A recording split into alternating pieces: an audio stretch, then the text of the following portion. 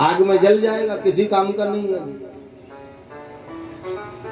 महत्वता गुणों की है। सुंदर कोई कितना बना रहे, अगर गुण नहीं है तो किसी मतलब का नहीं है।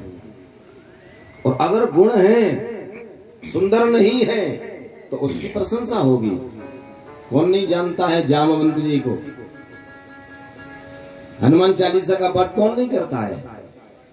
कौन भक्ति नहीं करता है हनुमान जी की? क्या हनुमान जी सुंदर थे?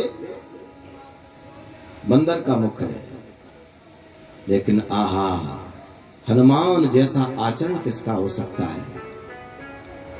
हम और आप मनुष्य बनने पर उस आचरण को नहीं कर पाते हैं।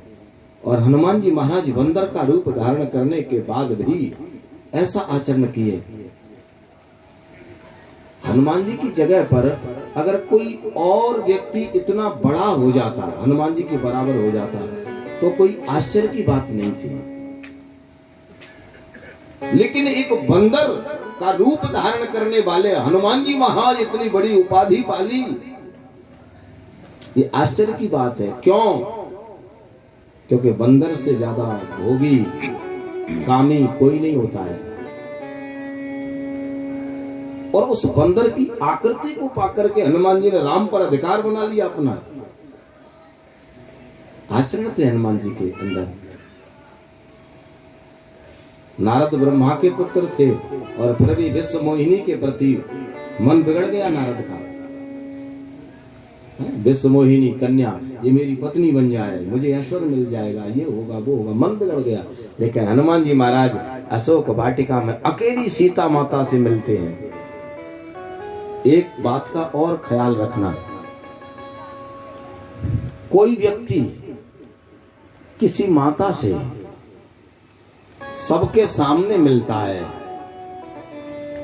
और सबके सामने आदर की दृष्टि से देखे तो कोई बड़ी बात नहीं है।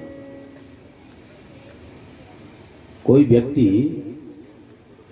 किसी माता से सबके सामने उसे आदर दृष्टि से देखता है, पवित्र दृष्टि से देखता है, तो कोई बड़ी बात नहीं है। लेकिन नितांत एकांत हो, कोई ना हो, और उस समय वो किसी स्त्री के पास हो और उस समय भी उसकी पवित्र दृष्टि बनी रहे, वो कोई साधारण नहीं हो सकता है। आचार्य चाणक्य जी ने तो यहां तक कहा है, दुनिया में सबसे बड़ा वीर, सबसे बड़ा धीर और सबसे बड़ा ज्ञानी कौन है? ये प्रश्न है अपने आप में।